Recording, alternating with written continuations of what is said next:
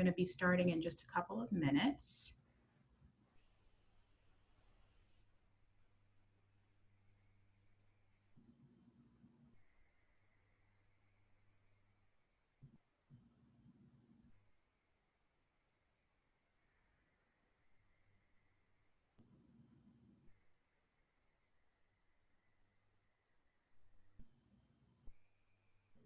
Okay, so thank you for attending. Today's topic is around herbal aids to help to reduce stress, or herbal aids for stress management. Last month, I presented on the same topic, talking about a few herbs to help with stress management, but today I'm going to be speaking about some additional things to help. So I certainly hope that this information is helpful to you. So quick introduction for you. My name is Dr. Amina Keats. I am a licensed board certified naturopathic doctor and expert in the use of evidence-based natural medicine. I'm also board certified in naturopathic oncology, which means that I work with patients with a diagnosis of cancer, primarily helping to reduce any side effects that they may be experiencing from their treatment, helping to reduce the risk of recurrence or cancer returning, and then also helping to improve survival and quality of life. In addition to that, I do also maintain a general medicine practice at Capital Integrative Health. I've been with this practice for about 4 years now. And today, as I stated, we're going to be speaking about herbal aids and actually a couple of other things to help with stress management. But before we get started, I'm just going to ask if you could just complete the first poll question before we jump into the information. And so if you could just give me an idea of how you would rate your stress levels, either between a 0 and 3, between a 4 and a 7, between an 8 and a 10, or over 10. So I'll just wait a few minutes to get those results. Thank you for completing that.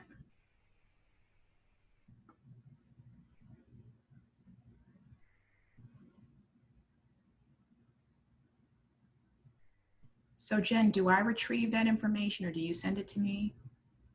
Okay, got it. Thank you. Alrighty. So, so it looks like stress levels for most of us, 62% is between 4 and a 7, which is pretty high, especially between 5 and 7. That's definitely on the higher end. But the good news is that we're going to talk about some things today to help with this. Alrighty. So let me just advance through these slides here. Okay, so first I just want to talk about stress and then the impact of stress. So the National Institute of Health defines stress as a physical or emotional reaction that we experience as we encounter any kind of changes in life. And there are two general categories of stress. You have your physiological kind of stressors or your physical stressors, which could be due to injury or sickness. And then you have your psychological stressors, those mental kind of stressors, which can be due to job demands or family kind of things that are going on, and a host of other things that produce these kind of mental kind of stressors. Now, whether we have a physical stressor or a psychological stressor, our body or our brains interpret that the same way. And so the same kind of negative kind of hormonal impact that happens as a result of stress can occur just as equally between psychological and physiological stressors. So in terms of stress levels being high, of course, we know that elevated stress levels, we don't feel good. It doesn't feel good to be stressed, but why should we be even concerned about that beyond in terms of how it makes us feel? So when stress levels are elevated in terms of how it presents for us, it really depends on the person. Stress levels, when they're high, can disturb our sleep and cause things like insomnia. Stress can certainly have an impact on our emotional state, causing things like depression or anxiety or irritability. It can cause us to be less productive. There may be cognitive kind of shifts where we're not thinking as clearly. There may be gastrointestinal kind of effects. Fatigue is certainly something that happens often as a result of stress. But beyond those kind of those things that disturb our quality of life, elevated stress levels can actually have a deeper impact.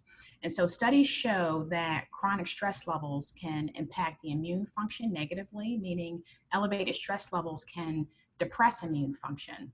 Um, Other studies show that chronically elevated stress levels, meaning stress levels elevated for days, weeks, months, etc., can actually attribute to chronic diseases. So things like cardiovascular disease, neurodegenerative kind of conditions like Alzheimer's, metabolic kind of conditions like diabetes.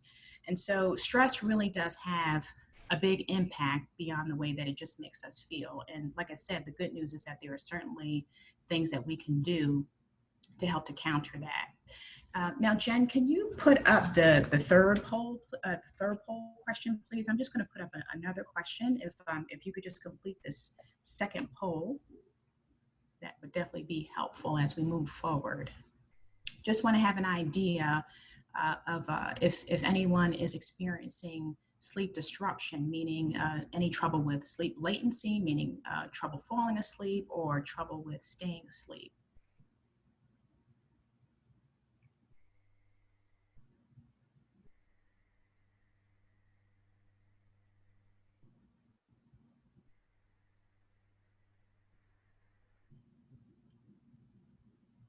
Okay, so it looks like sleep disturbance is close to 60%. Okay, so that's definitely helpful to know. Okay, so moving right along here. Next thing we're going to talk about is sleep. And so that's obviously why I asked you that question. So the CDC actually considers the sleep deprivation in our country as an epidemic because 1/3 of Americans report that they're not getting enough sleep or they're getting insufficient sleep. The National Sleep Foundation advises that we're sleeping from 7 to 9 hours, and most of us are sleeping, or a good portion of us, I shouldn't say most, a good portion of us are sleeping for 6 hours or less. Now, elevated stress levels can impact our sleep quality and also our sleep duration. So in terms of how easily we're able to fall asleep and how easily we're able to stay asleep. Lack of sleep can cause us to be irritable, can cause fatigue. Obviously, if we're not resting at night during the day, we're going to feel tired. Decreased levels of sleep can cause a reduction in concentration and how productive we are. And then long-term sleep deprivation, again, similar to chronic levels of stress, can have an impact on chronic diseases like cardiovascular health and cancers, et cetera. Now, when it comes to natural medicine, there are actually quite a few things that we can do to help with falling asleep, sleep quality, and staying asleep. And so the first herb that I want to point out for sleep specifically is an herb called valerian root. And valerian has been used for centuries, a long history in Western Europe, well known as a sedative herb primarily, also used to help to reduce anxiety and restlessness. And so if you're having trouble falling asleep due to anxiety, valerian is a really excellent herb to take. In terms of how it works or that mechanism of action, the proposed mechanism is that it has an impact on GABA, a particular neurotransmitter that helps to support relaxation and healthy sleep cycles. Another thing to think about is with valerian root, although it can be effective alone, when you add other nervine or calming herbs to it, like passion flower or lemon balm, which we spoke about at the last presentation, lavender and chamomile, these calming herbs have an even increased or improved impact when it comes to helping to support sleep cycles. In fact, there have been studies with children and with adults showing that when you combine valerian root with lemon balm, it has an even better impact when it comes to reducing sleeplessness and when it comes to improving sleep cycles. And so what you can do when it comes to these different herbs is that you can purchase them loose and just add them to hot water and infuse them that way. You can sip on valerian root or kind of these nervine or sedative kind of herbal combinations. Sip on them about 30 to 60 minutes before bed to give them time to kind of kick in and help with falling asleep and staying asleep. Now, when it comes to valerian, terms of potential interactions, there may be some potential interaction when it comes to alcohol. So you definitely don't want to consume any alcohol close to sipping the tea or even taking the supplement. There may be some potential interactions with sedative medications or basically medications that act to reduce anxiety or act to reduce or act to improve sleep. So you definitely want to be cautious around that. But outside of that, valerian is very well tolerated and certainly effective when it comes to helping to relax you and prepare you for bedtime. Okay, the next herb is Kava. So Kava is considered not so much a sedative herb, but more of an anxiolytic herb, meaning that it can be very effective when it comes to reducing anxiety. Kava has been studied pretty extensively, and some studies actually show that it is as effective or maybe even more effective than some of the typical kind of medications that are prescribed to reduce anxiety. And so this is a member of the nightshade family, traditionally used in South Pacific islands. Again, the primary use of kava is to reduce anxiety. Now, it can be used for insomnia also, especially if you're feeling uneasy or restless or anxious in the evenings. Can certainly be used to reduce stress levels. So kava can be sipped throughout the day if you're feeling stressed during the day. It doesn't have to be necessarily consumed at night. And it also acts as a muscle relaxant. Now, with kava, I mentioned that it's been studied pretty well over time. And what's been found is that the cavalactones, I have trouble with that one, cavalactones, this is a particular constituent in kava that has been shown to be effective in terms of revealing all these benefits with kava. And so the cavalactones have been shown to have an impact on GABA, the neurotransmitter that I mentioned that is associated with valerian as well. So by increasing GABA, it can help to improve relaxation. And so I just noted a study here. This was a small study, but very well designed, randomized, double-blind clinical study, only involved 61 people, but the results were certainly promising. They found that kava was more effective than a placebo at improving sleep quality and also at reducing anxiety. And the kava was prescribed over a 4-week period. So pretty short period of time as well in terms of it being shown to be effective. Similar to valerian, a cup of kava tea can be sipped 30 to 60 minutes before bedtime if you're feeling like you need some support as you're starting to retire at night. But if you're feeling like you need something calming or you need to reduce anxiety or stress during the day, you can certainly drink kava during the day. It's not the kind of herb that's going to cause you to want to go to sleep right away. It just has a kind of relaxing kind of effect. Now, when you purchase the tea, if you do purchase the tea, you want to make sure that on that box you see some cavalactone content. If not, then you don't really know how much of that constituent that you're getting, which means that you may not receive the positive result from it. So basically, when you see proprietary kind of blends with kava and other kind of calming herbs, probably wouldn't recommend something like that, but more so kava by itself, making sure that you see that cavalactone constituent listed on the box. Similar to valerian, when it comes to potential interaction, you definitely want to be cautious around alcohol and sedative drug classes when sipping the tea, but otherwise pretty well tolerated. I may have a question, let me just check quickly, but yes, kava is pretty well tolerated in general. You know what? Oh, someone is asking, can CIH offer these as loose leaf tea so we can purchase in the office? That's a great idea. I'll definitely mention that. I think that's a great idea. I'll put that on the list. Thank you for that question. That would be a lot easier. Okay, so let me see, next slide. Okay, next herb that I'm going to review is Eleutherococcus, Centicoccus. And so now we're shifting a little bit because Eleutherococcus it can be helpful for sleep, but this one is more so for stress management. Eleutherococcus, also referred to as Siberian ginseng, is native to southeastern Russia, northern China, Korea, Japan, and has been used for over 2,000 years. Now, primarily, this herb is recommended or prescribed to address stress and to address fatigue. Siberian ginseng or Eleutherococcus is considered an adaptogenic herb. And so that means that with adaptogenic herbs, they help our bodies to healthily respond and adapt to stress.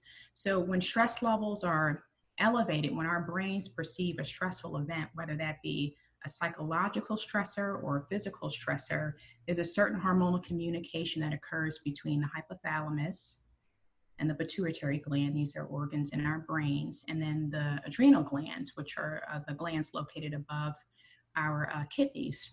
And so when this communication happens, cortisol levels and adrenaline as well, these hormones shoot up. And when cortisol especially remains elevated for long periods of time, as I mentioned a few slides ago, it can be problematic. And so adaptogenic herbs like this one, like Eleutherococcus, helps to control cortisol levels or prevent cortisol levels from spiking. And so when stress levels are chronically elevated, Siberian ginseng is a great herb, especially if stress is associated with fatigue, if stress is associated with cognitive kind of decline. So for example, if you're feeling very stressed, if you're feeling like mentally just kind of foggy or not thinking clearly because your stress levels are very high, and then also, I'm not sure if I said fatigue, but yeah, if you're feeling fatigued, and then also if you're having trouble with sleeping at night because your stress levels are very elevated, then Siberian ginseng can be helpful in terms of bringing things into balance and improving quality of life in terms of helping to resolve those kind of symptoms. Now, as far as the forms of Siberian ginseng or Eleutherococcus, you can certainly purchase the teas, just like Valerian or Kava. But for a more effective kind of response, especially if stress levels are chronically elevated and these symptoms are disturbing your quality of life, then capsules would definitely be more effective, or tinctures would definitely be more effective, because this way you'd be getting a higher dose of the herb. Okay, and as we move along, if you have any questions, please just type them in. I'll be checking that periodically. Okay, so now I'm going to step outside of herbs, and I have a couple of kind of bonus things that I want to share with you outside of herbs. So forest bathing. Forest bathing, also referred to as Shinrin Yoku, this was established in Japan back in the 1980s. And it's basically defined as taking a leisurely walk. And so that can be in a park setting, that can be on a hiking trail, that can be in your backyard. So basically wanting to be surrounded by lots of greenery, lots of trees. And it's not a mode of exercise, but an experience where you're really taking in the environment in terms of the smell, the sounds, the sights of things. It's supposed to be a kind of a meditative kind of experience. I'm going to pause because I think that I see a question pop up.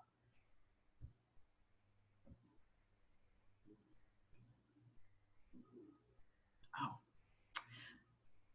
I will try to reduce the document, Dr. Allison. Okay, thank you. So it looks like the document may be too large. I don't know if I can reduce that or not, but I'll try. Oops. Okay, so when it comes to this forest bathing, like I said, it's not exercise, it's more like a meditative kind of experience where you're connecting with nature through your senses, your sight, your hearing, your taste, your smell, and your touch. And so research studies show that forest bathing can help to reduce stress and can help to reduce cortisol levels. So very important when it comes to stress management. It can also have a positive impact on our emotions, helping to reduce things like anxiety and depression and anger, and can also help with sleep, which is not a surprise because it has an impact on stress and cortisol. So simple thing to kind of implement. Also has a positive impact when it comes to immune health, cardiovascular health, and metabolic conditions like diabetes. And it's been studied quite a bit. I just wanted to reference an article that I found here. It's a meta-analysis. This was published in the International Journal of Biometeorology. And what they did was they looked at a bunch of studies looking at forest bathing and the benefits. And they found that out of when they kind of condensed the studies down, they ended up with eight of those studies that were analyzed. They found that cortisol levels were significantly lower in the forest bathing group compared to the group that was exposed to an urban environment. In fact, with some of those participants, they found that the cortisol levels were a little bit lower even after just being informed that they were going to be experiencing forest bathing. So that speaks to the power of visualization. Now, in terms of the best ways to practice forest bathing, you want to find a quiet, secluded place. Again, lots of trees, lots of greenery. This can be a hiking trail, backyard, park. You don't have to escape too far to have this experience. You definitely want to leave your electronic devices behind or silence them so that you don't have any distractions. In order to receive benefit from the forest bathing, you want to do that for at least 10 minutes or more, and just really experience the environment. Taking the sounds. There's certain fragrances that are released from the leaves of trees that are therapeutic. For example, phytoncides. These are essential oils that help to improve immune function, specifically helping to stimulate natural killer cell activity. So definitely a practice that is effective for reducing stress, reducing anxiety, and obviously having so many more benefits, and absolutely, simple to and inexpensive to implement into our current practices for stress management. Okay, now the last thing that I want to review, again, this is outside of herbs, but definitely indicated and important, is magnesium. So magnesium, as you may know, is commonly deficient in our diets. And so that may be due to the kind of foods we eat. But then the other point is that magnesium is just one of those minerals that is just deficient in our soils. And so it is very important, involved in more than 300 different enzyme-related reactions in our bodies, important when it comes to blood sugar regulation and blood pressure, cardiovascular health, excuse me, works well with calcium when it comes to bone development and reducing or preventing bone loss. Does have an impact when it comes to increasing GABA, the neurotransmitter that we mentioned a few slides back, when it comes to increasing relaxation, helping to reduce anxiety. The other kind of mechanism related to magnesium as it relates to stress management is that it does have an impact on the HPA axis in terms of helping to regulate those stress hormones like cortisol. Now, when it comes to food sources, we can surely be diligent in terms of getting those magnesium-rich foods in, like your dark green leafy vegetables, your nuts and your seeds, your beans, your lentils, and the best, in my opinion, dark chocolate, great source of magnesium.